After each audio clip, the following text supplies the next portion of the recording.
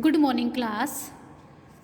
Next है हमारे पास example number first. Last lecture में हमने अपना लास्ट आर्टिकल कंप्लीट किया था, वो था इक्वेशन ऑफ नॉर्मल्स। हमने 3 तरह की इक्वेशन ऑफ नॉर्मल पढ़ी थी। आज हमारे पास एग्जाम्पल है 9.2 एक्सरसाइज का। ठीक है, तो स्टार्ट करते हैं। एग्जाम्पल नंबर फर्स्ट स्टेटमेंट देखिए इसकी। The normal at any point P of the ellipsoid this meets the principal plane in G1, G2, G3 then prove that first and second part. ठीक है, देखो ध्यान से समझो। आपके पास क्या है, आपके पास एलिप्सॉइड गिवन है। ठीक है, यहाँ पे आपके पास 3 टेंजेंट्स, 3 प्रिंसिपल प्लेन है। ठीक है, इस एलिप्सॉइड के लिए 3 प्रिंसिपल प्लेन्स हैं। देखो प्रिंसिपल प्लेन क्या होता है हमारे पास, जो हमारे एक्सिस से बनते हैं। जैसे हमारे पास फर्स्ट प्रिंसिपल प्लेन होता है, स्टैंडर्ड रिजल्ट होता है। फर्स्ट प्रिंसिपल प्लेन हमारा होता है एक्स ओ वाई, जो एक्स वाई प्लेन से प्लेन बनता है, जैसे ये। ठीक है, ये हमारा एक्स ओ वाई प्लेन है, फर्स्ट प्रिंसिपल प्लेन। ठीक है, दूसरा होता है हमारा हमारा वाई ओ जेड प्लेन। दूसरा प्रिंसिपल प्लेन होता है वाई ओ जेड। यहाँ पे एक्स जीरो होता है, यहाँ पे हमारे पास जेड जीरो होता है इस प्लेन में। ठीक है, दूसरा प्रिंसिपल प्लेन होता है हमारा वाई ओ जेड, ये वाला। ठीक है, तीसरा प्रिंसिपल प्लेन हमारा होता है एक्स ओ जेड प्लेन। यहाँ पे वाई जीरो होता है। ठीक है, यहाँ पे एक्स जीरो, यहाँ पे हमारा क्या होता है जेड जीरो, यहाँ पे हमारा एक्स जीरो, यहाँ पे हमारा वाई जीरो। ठीक है, थर्ड प्रिंसिपल प्लेन होता है एक्स ओ जेड। ठीक है, तो आपके पास क्या है, 3 प्रिंसिपल प्लेन है इस एलिप्सॉइड के लिए। एक नॉर्मल है किस पॉइंट पे, पी पॉइंट पे। वो क्या कर रही है कि पी पॉइंट से इन 3 प्रिंसिपल प्लेन के ऊपर, ठीक है, एलिप्सॉइड से एक क्या डाली गई है, नॉर्मल, जो प्रिंसिपल प्लेन को G1, G2, G3 पॉइंट्स पे मीट कर रही है। देन आपने ये 2 कंडीशन प्रूव करके दिखानी है। ठीक है, तो देखो ध्यान से स्टेटमेंट दोबारा से मैं फिगर्स समझा रही हूँ आपको। The normal at any point P of the ellipsoid this. एक एलिप्सॉइड है आपके पास। ठीक है, मान लो मैं कोई पी पॉइंट ले रही हूँ। पी पॉइंट पे आपके पास एक नॉर्मल डाली गई है इस एलिप्सॉइड के ऊपर। जो नॉर्मल है आपकी, वो मीट कर रही है प्रिंसिपल प्लेन को। प्रिंसिपल प्लेन हमारे पास 3 है, मैंने बता दिए कहाँ मीट कर रही है। फर्स्ट प्रिंसिपल प्लेन को G1 पे, सेकंड वाले प्रिंसिपल प्लेन को G2 पे, थर्ड वाले प्रिंसिपल प्लेन को G3 पे। ठीक है, देखो समझो, अगर मेरा फर्स्ट प्रिंसिपल प्लेन हमारा है x o y, the principal planes are x o y. अगर मैं फर्स्ट प्रिंसिपल प्लेन लेती हूँ एक्स ओ वाई, तो पी पॉइंट से एक नॉर्मल डाली गई है। अब देखो ध्यान से, हमारा ये पी पॉइंट है। ठीक है, ये मेरा फर्स्ट प्रिंसिपल प्लेन है। ठीक है, पी पॉइंट से इस प्रिंसिपल प्लेन के ऊपर एक नॉर्मल डाली गई है। ये पेंसिल समझ लो नॉर्मल है। ठीक है, ये पेंसिल क्या है, नॉर्मल है, जो फर्स्ट प्रिंसिपल प्लेन को G1 पॉइंट पे मीट कर रही है। ठीक है, ये नॉर्मल 3D में देखो ये ऐसे है। आपको तो ऐसे, ये मतलब आपको तो ऐसे दिख रही है ना, पर ये ऐसे खड़ी हुई होती है 3D में, ऐसे। ठीक है, ये प्लेन होता है और ये ऐसे खड़ी होती है। ठीक है, तो ये हमारे पास जो नॉर्मल है, ये नॉर्मल है पी पॉइंट से ये फर्स्ट प्रिंसिपल प्लेन को G1 पॉइंट पे मीट कर रही है। दिख रहा है आपको, ये मेरा पी पॉइंट हो गया, ये G1 पॉइंट हो गया। ठीक है, तो फर्स्ट प्रिंसिपल प्लेन को इस पी पॉइंट पे जो नॉर्मल डाली गई है, वो G1 पॉइंट पे मीट कर रही है। ठीक है, पी पॉइंट पे जो नॉर्मल डाली गई है, पी पॉइंट से जो नॉर्मल डाली गई है, वो फर्स्ट प्रिंसिपल प्लेन को G1 पे मीट कर रही है। इसी तरह पी पॉइंट से जो नॉर्मल डाली गई है, वो सेकंड वाले प्लेन को, इस वाले प्लेन को G2 पे मीट कर रही है। इसी तरह पी पॉइंट से जो नॉर्मल डाली गई है, वो थर्ड वाले प्लेन को G3 पे मीट कर रही है। ठीक है, G3 पे मीट कर रही है। क्लियर है? अभी 3D है, 3D में देखो आपको क्लियर नहीं समझ में आता, क्योंकि हम तो पेंसिल वगैरह से बनाते हैं ना। पर अगर आप 3D में देखो तो ये कंडीशन हमारी सेटिस्फाई होती है। ठीक है, तो मैं एक के लिए काम करके चलूँगी, मैं फर्स्ट प्रिंसिपल प्लेन लेके चलूँगी। ऐसे मिररली आप सेकंड और थर्ड के लिए काम करोगी। ठीक है, तो मैं लेके चल रही हूँ कि फर्स्ट प्रिंसिपल प्लेन लेके चल रही हूँ। ठीक है, ये वाला, तो इस पर हमारे पी पॉइंट से एक नॉर्मल डाली गई है, जो फर्स्ट प्रिंसिपल प्लेन को G1 पे मीट कर रही है। ठीक है, देखो the principal planes are standard. हमारे पास जो प्रिंसिपल प्लेन होते हैं वो होते हैं x o y, y o z, z है एक्स ओ वाई। ठीक है, जेड ओ एक्स। यहाँ पे हमारे पास जेड जीरो होता है क्योंकि एक्स वाई से प्लेन बना है। ठीक है, यहाँ पे हमारे पास वाई जेड पे है तो एक्स जीरो होता है, यहाँ पे जेड एक्स पे है तो वाई जीरो होता है। ठीक है, क्लियर है? यहाँ पे जेड जीरो, यहाँ पे एक्स जीरो, यहाँ पे वाई जीरो। एलिप्सॉइड की इक्वेशन हमारे पास ये गिवन है।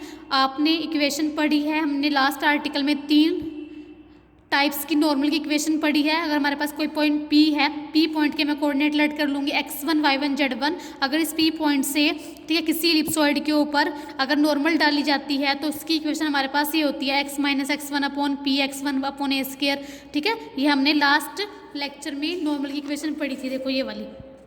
ठीक है। अब यही क्यों यूज़ करें यहाँ पे, मैंने आपको बताया था जहाँ पे डिस्टेंस की बात होगी हम वहाँ पे ये यूज़ करेंगे, और नॉर्मली हम इक्वेशन नंबर ये यूज़ करते हैं, इक्वेशन नंबर 3 ऑफ नॉर्मल। ठीक है। अब यहाँ पे हमने ये क्यों यूज़ किया, क्योंकि यहाँ पे हमारे पास देखो मैं डिस्टेंस की बात करूँगी। ठीक है, हमारे पास मैंने नॉर्मली ये वाली इक्वेशन क्यों यूज़ की है, क्योंकि मैं डिस्टेंस की बात करूँगी। मैं यहाँ पे इस P पॉइंट से, जो P पॉइंट है x1 y1 z1, जो मेरा P पॉइंट है x1 y1 z1, इस पॉइंट से इस यहाँ पे G1 पॉइंट के मैं कोऑर्डिनेट लेट कर लूँगी, वो लेट कर लूँगी x y z, इन दोनों पॉइंट्स के बीच में मैं डिस्टेंस अपना मेंशन करूँगी r। ठीक है, तो यहाँ डिस्टेंस की बात हो रही है, इसलिए हम यहाँ पे इस वाली इक्वेशन ऑफ नॉर्मल का यूज़ करेंगे। ठीक है, तो हमारे पास equation of normal last lecture से हमारे पास ये होती है। मैंने अगर इस नॉर्मल के ऊपर मैं कोई पॉइंट निकालना चाहूँगी, क्योंकि तभी मेरे पास ये कंडीशन आएंगी ना। ठीक है, और तो हम कॉन्सेप्ट कुछ लगा नहीं सकते, इसको सिंप्लीफाई कर सकते हैं नॉर्मल की इक्वेशन को ही। तो अगर मैंने किसी नॉर्मल की इक्वेशन को स्ट्रेट लाइन ही तो होती है, अगर उसके ऊपर हमने कोई पॉइंट निकालना हो तो हम कैसे निकालते हैं, पॉइंट इक्वल टू आर लेके। ठीक है, तो where are is the distance of the point x y z from the point P. मैंने क्या मेंशन कर लिया, इन दोनों G1 के बीच में और P के बीच में जो मेरा डिस्टेंस है वो मैंने आर कंसिडर कर लिया। अब यहाँ डिस्टेंस की बात हो रही है, तो इसलिए हमने थर्ड फॉर्म ऑफ नॉर्मल का यूज़ किया है। ठीक है, अब देखो अगर मैंने इस लाइन के ऊपर कोई पॉइंट निकालना हो तो हम कैसे निकालेंगे। ठीक है, अब कैसे निकालते हैं, इक्वल टू कुछ कांस्टेंट लेके, वो मैंने आर ही लिख दिया, क्योंकि यहाँ से लेके यहाँ तक की मेजरमेंट मैंने आर रखी है ना, तो मैंने इक्वल टू आर रख लिया। यहाँ से आप सिंप्लीफाई करने के बाद एक्स की वैल्यू निकालोगे। एक्स की वैल्यू कैसे आएगी, फर्स्ट को और लास्ट को लोगे, इस क्रॉस मल्टीप्लाई आर के साथ होगी, और x1 हमारा उस साइड जाके प्लस हो जाएगा, तो आपके पास x की वैल्यू ये आ जाएगी। इसको लोगे y की वैल्यू आ जाएगी, इसी तरह z की वैल्यू निकालोगे। ठीक है, तो अब आप क्या काम करना है आपने, अब हम लेते हैं this point lies on Y और Z plane that is x equal to 0। ठीक है, अब देखो मैं एक एक करके तीनों प्लेन्स की बात करती हूँ। ठीक है, आप कोई सा मर्जी प्लेन ले सकते हो, तीनों से आपके पास क्या वैल्यूज आ जाएंगी, या आपके पास x कोऑर्डिनेट आया, या आपके पास y कोऑर्डिनेट आया, या आपके पास z कोऑर्डिनेट आया। ठीक है, अगर मैं फर्स्ट प्रिंसिपल प्लेन y और z लेती हूँ, आपकी मर्जी, आप कोई सा मर्जी ले सकती हूँ इन तीनों में से। ठीक है, this point lies on y और z प्लेन, अगर आपके पास ये पॉइंट आया। ठीक है, अब देखो नॉर्मल तो तीनों प्लेन्स के ऊपर ही है ना, P पॉइंट से, नॉर्मल तो तीनों प्लेन्स के ऊपर ही है P पॉइंट से। फर्स्ट वाले प्लेन पे वो G1 पे मीट कर रही है, सेकंड वाले प्लेन को वो G2 पे मीट कर रही है, थर्ड वाले प्लेन को वो G3 पे मीट कर रही है। ठीक है, तो ये पॉइंट आपके पास कहीं मर्जी भी लाई कर सकता है। अगर ये पॉइंट मैं लेती हूँ कि y और z प्लेन में लाई कर रहा है, y और z प्लेन में हमारा x 0 होता है। ठीक है, आप कोई सा मर्जी प्लेन पहले ले सकते हो। x कोऑर्डिनेट 0 होता है, तो यहाँ पे अपने x कोऑर्डिनेट को 0 पुट करना है। ठीक है, जब x कोऑर्डिनेट 0 होगा, सिंप्लीफाई करोगे तो आप r की वैल्यू यहाँ से निकालोगे। ठीक है, कैसे निकालोगे, देखो मैंने सोल्व किया हुआ है, यहाँ से x1 कॉमन आ रहा है, x1 कॉमन ले लोगे आप, इज इक्वल टू 0। उसके बाद x1 तो कोई पॉइंट ही है, दो की प्रोडक्ट इक्वल टू 0 है, तो x1 को जाके मैंने 0 कर दिया, तो यहाँ से मैंने सिंपली में 1 plus P upon a square into r equal to 0। तो आर की वैल्यू कितनी हो जाएगी आपके पास, 1 उधर जाके -1 हो जाएगा, ए स्क्वायर इंटू में जाएगा, पी अपॉन में चला जाएगा, तो आर की वैल्यू कितनी आ जाएगी, -a square upon P. Simplify कर लेना सिंपल, x1 कॉमन लेके।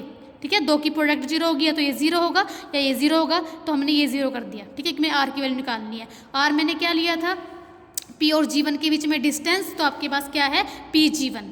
ठीक है, PG1 जो आर था वो आ गया -a स्क्वायर अपॉन पी। अब यहाँ पे जो PG1 है, PG2 है, PG3 है, डिस्टेंस ही तो है ना, तो इसलिए हमने नॉर्मल की थर्ड फॉर्म का यूज़ किया था, डिस्टेंस वाली फॉर्म का। ठीक है, सिमिलरली अगर आप यहाँ पे कौन सा प्लेन लोगे, XOY प्लेन लोगे, अगर आप कौन सा प्लेन लोगे, XOY प्लेन लोगे, यहाँ पे Z 0 होता है, तो आप थर्ड को 0 पुट करोगे, तो यहाँ से आपके पास PG3 आएगा। सिमिलरली जब ZOX प्लेन लोगे, यहाँ पे Y 0 होता है, तो आपके पास कितना आ जाएगा, इसको 0 करोगे तो आपके पास PG2 आ जाएगा। क्लियर है, तो ये आ जाएंगे आपके पास, PG2 देखो B में आया, PG3 C में आ जाएगा। ठीक है, तो आपने फर्स्ट पार्ट में क्या चेक करना है, इनकी रेशोज चेक करनी है, तो आप इनकी रेशोज ले लोगे।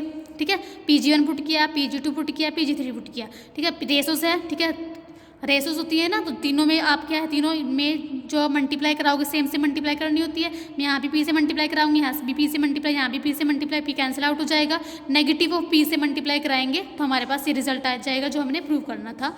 सेकेंड पार्ट में हमारे पास क्या है, ये आपके पास गिवन कंडीशन है, आपने लोकस निकालना है P पॉइंट का। इस P पॉइंट का जो हमारे पास x1 y1 z1 है, इसकी लोकेशन निकालनी है कि आपको ये क्या पाथ दे रहा है, क्या कंडीशन दे रहा है। ठीक है, तो सबसे पहले जो गिवन है उसका यूज़ करूँगी। मेरे पास PG1 की वैल्यू आई है, PG2 की वैल्यू आई है, PG3 की वैल्यू आई है, आपने उठा के यहाँ पुट कर देनी है। ठीक है, सिंप्लीफाई करोगे, 1/p², 1/p², 1/p², तीनों में से कॉमन आएगा। जब सिंप्लीफाई करोगे, स्क्वायर ओपन करोगे तो आपके पास 1/p² की वैल्यू ये आ जाएगी। ठीक है, अब आपने तो लोकस निकालना है। लोकस निकालने के लिए हम क्या करते हैं, अपने कॉन्स्टेंट टर्म को रिमूव करते हैं कुछ कंडीशन बनाने के लिए।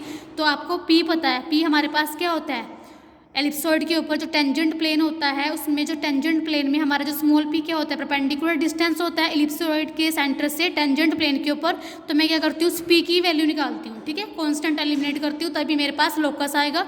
लोकस आपको पता ही हम कैसे निकालते हैं, कांस्टेंट को रिमूव करके। ठीक है, तो जो पी मेरा क्या है, पी हमारे पास क्या होता है, लेंथ ऑफ परपेंडिकुलर जो हमारे पास एलिप्सॉइड है। देखो आपके पास जो एलिप्सॉइड है, इसके ऊपर जो टेंजेंट प्लेन्स होंगे ना, उनके ऊपर जो डिस्टेंस होगा एलिप्सॉइड के सेंटर से, उसको हम बोलते हैं परपेंडिकुलर डिस्टेंस, पी, जो प्लेन की इक्वेशन में होता है। ठीक है, तो आपके पास पी क्या होता है, लेंथ ऑफ द, हमने लास्ट लेक्चर में भी किया था, मैंने आपको निकाल के भी दिखाया था हमने कैसे निकालते हैं। तो यहाँ मैं सेम करा रही हूँ, आप अपने आप करोगे ये। पी हमारा क्या होता है, length of the perpendicular from the centre of the ellipsoid to the tangent plane this. अब पॉइंट हमारा क्या है, देखो हमारे पास जो एलिप्सॉइड है उसका सेंटर क्या है, ओरिजिन 0 0 0।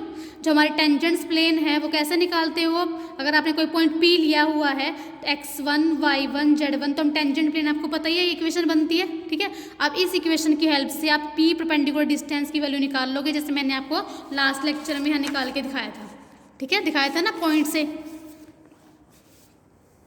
0 की मल्टीप्लाई एक्स कोऑर्डिनेट के साथ, आपको पता ही है, आप निकालोगे तो आपके पास इक्वेशन आ जाएगी। अब 1/p² की वैल्यू आप यहाँ से निकाल सकते हो। इसका आप क्या कराओगे, इसको अब उल्टा कर दो। ठीक है, तो यह ऊपर चला जाएगा, स्केयरिंग करा दो, रूट हट जाएगा, आपके पास ये वैल्यू आ जाएगी। अब इक्वेशन नंबर 4 को और इक्वेशन नंबर 3 को आप इक्वेट करा सकते हो। ये भी 1/p² है, ये भी 1/p² है। इक्वेट कराओगे तो आपके पास एक कंडीशन आ जाएगी, इक्वेशन आ जाएगी x1 y1 z1 में। ठीक है, और x1 y1 z1 किसकी कोऑर्डिनेट है, पी पॉइंट के, जिसका आपने लोकस निकालना है। तो locus of P x1 y1 z1 क्या हो जाएगा, x1 y1 z1 को आप रिप्लेस कर दोगे x y z से, तो आपके पास एक कंडीशन मिल गई, ये पी का लोकस मिल गया। ठीक है, नेक्स्ट है आपके पास एग्जाम्पल नंबर 2। एग्जाम्पल नंबर 2 की स्टेटमेंट देखिए, आपके पास क्या है, इलिप्सॉइड गिवन है, prove that 2 normals to the ellipsoid this. Ellipsoid given है आपके पास एक। ठीक है, इस इलिप्सॉइड के ऊपर आपने 2 नॉर्मल लेनी है, वो आपको प्रूव करनी है लाई इन द प्लेन दिस। ठीक है, आपने क्या काम करना है कि इस इलिप्सॉइड के ऊपर जो 2 नॉर्मल आपने लेनी है, वो आपने प्रूव करना है कि वो इस प्लेन के ऊपर लाई कर रही है। फर्स्ट पार्ट हो गया, and the line joining their feet. इन 2 नॉर्मल की फिट्स को आप ज्वाइन करोगे, उनसे जो आपके पास एक लाइन आएगी, has direction cosine proportional to this. उसके डायरेक्शन कोसाइन आपने ये निकाल के दिखाना है कि उन जो लाइन बनेगी फिट्स से, नॉर्मल के फिट्स से जो लाइन बनेगी, उनके डायरेक्शन कोसाइन आप निकालोगे तो ये आने चाहिए। Also find the point of these, also find the coordinate of these points. ठीक है, और आपने इन पॉइंट्स के कोऑर्डिनेट भी निकालने हैं, जो उनके फिट्स के, जो नॉर्मल के फिट्स के कोऑर्डिनेट है वो भी आपने निकालने हैं। ठीक है, तो मैं फिगर से समझाती हूँ, आपको समझना इजी हो जाएगा। देखो आपके पास एक क्या है, इलिप्सॉइड है। ठीक है, ये उसका सेंटर हो गया, ओरिजिन 0, 0, 0। हमें पता है कि इस टाइप के इलिप्सॉइड का सेंटर 0 ही होता है। ठीक है, तो आपके पास एक प्लेन है, आपके पास ये। ठीक है, ये टेंजेंट प्लेन हो गया इस इलिप्सॉइड के लिए। इलिप्सॉइड के सेंटर से इस टेंजेंट प्लेन के ऊपर 2 नॉर्मल डाली गई है। एक नॉर्मल, आप मान लो ये प्लेन है आपका, एक नॉर्मल ये रही और एक नॉर्मल ये रही। ठीक है, 2 नॉर्मल्स। ठीक है, फर्स्ट नॉर्मल ये रही, फर्स्ट सेकंड नॉर्मल ये रही। आपको नॉर्मल पता ही है, इलिप्सॉइड के सेंटर से टेंजेंट प्लेन के ऊपर जो कोई परपेंडिकुलर लाइन होती है, वो किसी पॉइंट पे मीट करती है। ठीक है, उसको हम बोलते हैं नॉर्मल। ठीक है, उस इलिप्सॉइड की। तो आपके पास ये 2 नॉर्मल्स हैं। ठीक है, तो आपने क्या प्रूव करना है कि सबसे फर्स्ट थिंग जो आपने प्रूव करनी है कि ये नॉर्मल्स इस प्लेन के ऊपर लाई करनी चाहिए, मतलब इस प्लेन के परपेंडिकुलर होनी चाहिए। जब इस प्लेन के परपेंडिकुलर होंगी तो उसका मतलब प्लेन के ऊपर लाई कर जाएंगी। सेकंड कंडीशन आपने प्रूव करनी है कि अगर मैं इन दोनों नॉर्मल्स के फुट्स को ज्वाइन कर दूं तो ये लाइन आती है आपके पास। देखो ये इस नॉर्मल का फुट है और ये इस नॉर्मल का फुट है, अगर इन दोनों को मैं ज्वाइन कर दूं जो ये लाइन आ रही है, इसके डायरेक्शन को साइन आपने ये प्रूव करने हैं। और इन पॉइंट्स के, इस वाले पॉइंट के और इस वाले पॉइंट के आपने कोऑर्डिनेट भी निकालने हैं। ठीक है, तीनों कंडीशन समझ में आ गई होगी। अब देखो आपके पास सबसे पहले हमने अपनी इलिप्सॉइड की इक्वेशन लिख ली। ठीक है, तो आपने अपने लास्ट लेक्चर में हमने नॉर्मल, क्योंकि यहाँ पे कोई डिस्टेंस की बात नहीं हो रही। ठीक है, हमने क्योंकि हमें कोई डिस्टेंस तो नहीं प्रूव करना है, जैसे हमने लास्ट क्वेश्चन में किया था, तो हम सिंपल फर्स्ट जो इक्वेशन नंबर 3 है नॉर्मल की, उसका यूज़ करूँगी। Normal at x1 y1 z1 this, यही होती है जो हमने लास्ट लेक्चर में भी किया था। मान लो ये इस पॉइंट के कोऑर्डिनेट में x1 y1 z1 जो आपने निकालने भी हैं, ये कंसीडर कर लेती हूँ इस वाले पॉइंट की कोऑर्डिनेट, ठीक है। तो इस वाले कोऑर्डिनेट के ऊपर ये आपके पास नॉर्मल है जो एलिप्सॉइड के सेंटर में से पास कर रही है। इसको इस नॉर्मल की इक्वेशन हमने निकाली थी, आप वो पूरा आर्टिकल भी यहाँ पे पहले कर सकते हो अगर करना चाहो तो, ठीक है। तो हमारे पास इक्वेशन ऑफ अ नॉर्मल आ जाएगी। क्लियर है। अब आपने क्या प्रूव करनी है, जो ये नॉर्मल है ये किसके ऊपर लाई करनी चाहिए। अब इन जनरल हम एक के ऊपर ही कंडीशन, एक के ऊपर ही बात करते हैं ना, प्रूव ही दोनों के लिए हो जाता है, ठीक है। पॉइंट भी मैंने एक के लिए कंसीडर किया है। अब आपने क्या प्रूव करना है कि ये नॉर्मल कहाँ लाई कर रही है, इस प्लेन के ऊपर लाई कर रही है। इसका मतलब है कि ये नॉर्मल इस प्लेन के ऊपर लाई, कोई भी नॉर्मल प्लेन के ऊपर लाई कब करेगी, अगर वो प्लेन के परपेंडिकुलर हो जाएगी, ठीक है। तो परपेंडिकुलर के लिए हम क्या प्रूव करते हैं कि जो प्लेन के हमारे पास डीसीज है और लाइन के डीसीज है, उन दोनों का प्रोडक्ट, उनके डीसीज का प्रोडक्ट का सम क्या आना चाहिए, 0, ठीक है। कि हमें अगर कभी भी हमें कोई भी नॉर्मल को, किसी भी लाइन को, किसी भी स्ट्रेट लाइन को प्लेन के ऊपर लाई दिखाना हो, तो उसका मतलब है कि हमने उसको उसके प्लेन के ऊपर दिखाना है। ऊपर दिखाने का मतलब है कि अगर मैं उसको परपेंडिकुलर दिखा दूँ प्लेन के, तो वो उसके ऊपर लाई कर जाएगी। परपेंडिकुलर हम कैसे दिखाते हैं, प्लेन के डीसीज का, प्लेन के डीसीज लेते हैं और लाइन के डीसीज लेते हैं, दोनों के डीसीज का प्रोडक्ट हमारे पास 0 आ जाना चाहिए, तो हमारे पास वो क्या हो जाती है, कंडीशन ट्रू हो जाती है, ठीक है। तो मैं वो इसी कंडीशन का यहाँ पे यूज़ कर रही हूँ। जो नॉर्मल की, जो हमारे पास प्लेन की इक्वेशन है वो हमारे पास ये गिवन है, ठीक है। अब इस लाइन के आपके पास जो नॉर्मल की लाइन है, इसके डीसीज क्या है, x1 अपॉन ए स्क्र, y1 अपॉन बी स्क्र, z1 अपॉन सी स्क्र, और प्लेन के डीसीज हमारे पास क्या है, lmn, ठीक है। तो this normal lies in the plane if, अगर इन दोनों के डीसीज का प्रोडक्ट क्या हो जाएगा, 0। देखो दोनों के डीसीज लिए हुए हैं, प्लेन में डीसीज फर्स्ट क्या है, l, उसका क्या है, दिस, ठीक है, plus m into this plus n into this equal to 0, ठीक है। मतलब ये लाई कब करेगी, अगर ये 0 हो जाएगा, ठीक है। आगे मैं x1 y1 z1 की वैल्यू निकाल लूँगी, यहाँ पुट करके देखेंगे तो कंडीशन सेटिस्फाई होनी चाहिए, तो हमारी ये कंडीशन ट्रू हो जाएगी। ऑल्सो जो आपके पास पॉइंट x1 y1 z1 है, जिसको मैंने निकालना है, ये किसके ऊपर लाई कर रहा है, एलिप्सॉइड के ऊपर भी लाई कर रहा है, इसका मतलब एलिप्सॉइड इक्वेशन को सेटिस्फाई करेगा, ठीक है। और ये प्लेन के ऊपर भी लाई कर रहा है, प्लेन की इक्वेशन को भी सेटिस्फाई करेगा। जो हमारे पास पॉइंट x1 y1 z1 है, यहाँ पे इंटरसेक्टिंग पॉइंट है ना प्लेन का और एलिप्सॉइड का, तो इसका मतलब ये पॉइंट प्लेन के ऊपर भी लाई करेगा, तो प्लेन की इक्वेशन को सेटिस्फाई करेगा। x1 यहाँ y1 या z1 पुट कर दोगे। अब आपके पास 2 इक्वेशन आ चुकी है, देखो, ठीक है। x1 y1 z1 में 2 इक्वेशन आ चुकी है, इन दोनों को क्रॉस मल्टीप्लिकेशन मेथड से आप सिंप्लीफाई करोगे, इसको आप अपने आप करोगे क्रॉस मल्टीप्लिकेशन मेथड से, तो आपको छोटी क्लासेस से ही आता है करना, ठीक है। उसके बाद क्रॉस मल्टीप्लाई कराओगे यहाँ पे, तो आपके पास यहाँ ये आ जाएगा। अगर नहीं सोल्व होगा तो आप मुझसे पूछोगे, अदरवाइज हो सकता है बिल्कुल ईजी है, ये आ जाएगा। उसके बाद मैंने क्या काम किया हुआ है, देखो x1 अपॉन, जो एलिमिनेट करना है, अगर यहाँ पे अपॉन में जब एलसीएम लोगे ना तो 20 के, देखो मैं बता देती हूँ आपको, जब नीचे आप एलसीएम लोगे यहाँ पे, तो आपके पास अपॉन में क्या बनेगा, ऐसे बनेगा ना, नीचे देखो एलसीएम लोगे तो b square c square mn दोनों में से कॉमन आएगा, और यहाँ पे कितना आ जाएगा, c square minus b square. अब नीचे b स्क्र c स्क्र आ रहा है, तो आप तीनों टर्म्स को यहाँ ऐसे, यहाँ पे a स्क्र c स्क्र आ रहा होगा, यहाँ पे a square b square upon में आ रहा होगा, तो अब इन तीनों को a square b square c square से मल्टीप्लाई कराओगे साथ साथ, ताकि छोटा बन जाए आपके पास, ठीक है। तो b square c square cancel out हो जाएंगे, तो आपके साथ में क्या बचेगा, a स्क्र, यानी कि नेक्स्ट जो पेज पे लिखा है वो लिखा हुआ a square mn into c square minus b square, ठीक है। फर्स्ट क्वांटिटी ये लिखी हुई है, क्लियर। ऐसे इसको सिंप्लीफाई करोगे, इसको सिंप्लीफाई करोगे। अब उसने आगे क्या किया हुआ है, ए स्क्र को ब्रेक कर दिया, n टू a को ऊपर लिख दिया, ठीक है। इसका मैं आगे यूज़ करूँगी, इसलिए ऐसे कर रहा है। अब आपने एक सिमेट्री अप्लाई किया है, आपने इन तीनों में एक ही ऑपरेशन लगाना है, इसको स्क्वायर कराया, इसको भी स्क्वायर कराया, इसको भी स्क्वायर कराया, और ऐड करा दिया, रूट ले लिया, ठीक है। ऐसे इसको स्क्वायर कराओगे, इसको स्क्वायर कराओगे, इसको स्क्वायर कराओगे, ऐड कराओगे, रूट लोगे, तो आपके पास ये आ जाएगा, ठीक है। उसके बाद क्योंकि x1 y1 z1 किसके ऊपर लाई कर रहा है, एलिप्सॉइड की इक्वेशन भी एलिप्सॉइड के ऊपर भी लाई कर रहा है, जैसे मैंने आपको पहले भी बताया था। तो x1 y1 z1 एलिप्सॉइड की इक्वेशन को सेटिस्फाई करेगा, तो दिस इंप्लाई x1 का square upon a square plus y1 का square upon b square plus z1 का square upon c square equal to 1 हो जाएगा। इसके प्लेस पे आप 1 पुट करोगे, ठीक है। और नीचे आपके पास देखो सिमेट्री बन रही है, a square b square c square, यहाँ पे mn है, यहाँ पे nl है, यहाँ पे lm है, तो आप इसको तीनों को लिखने के बजाय समीशन करके एक ही टर्म लिख सकते हो फर्स्ट वाली, ठीक है, क्योंकि सिमेट्री बन रही है।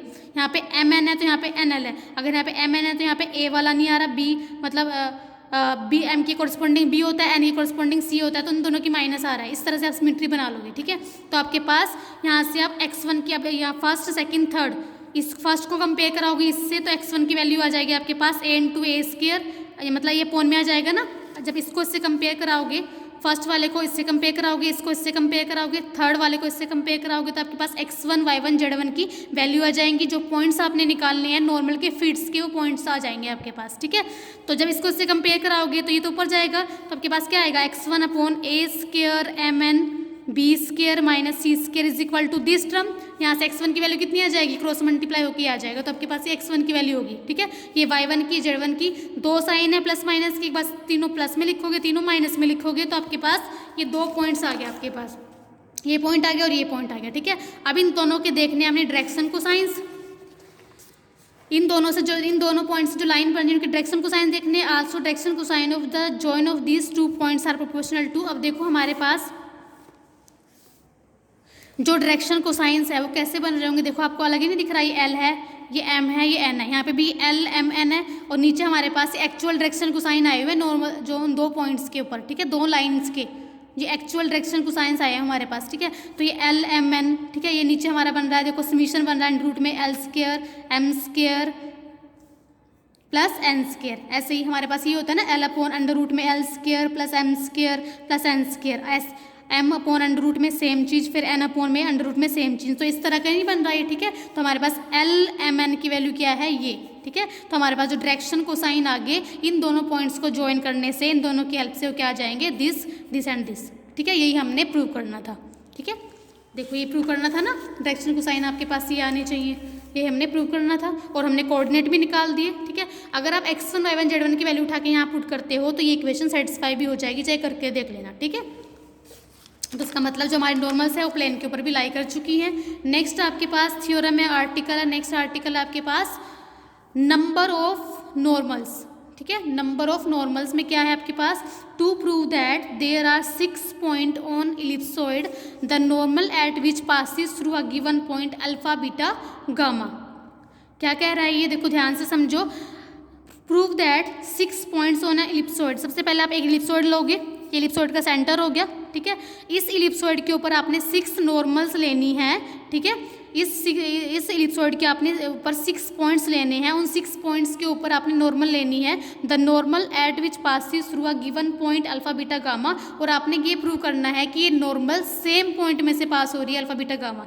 सेकंड स्टेटमेंट देखो, to prove that 6 normal can be draw from a given point to the ellipsoid, ellipsoid के ऊपर हम 6 नॉर्मल एक पॉइंट में से पास होती हुई ड्रॉ कर सकते हैं। मान लो फॉर एग्जाम्पल मैंने ये पॉइंट ले लिया अल्फा बीटा गामा, जो आपके पास स्टेटमेंट में दे रखा है, ठीक है।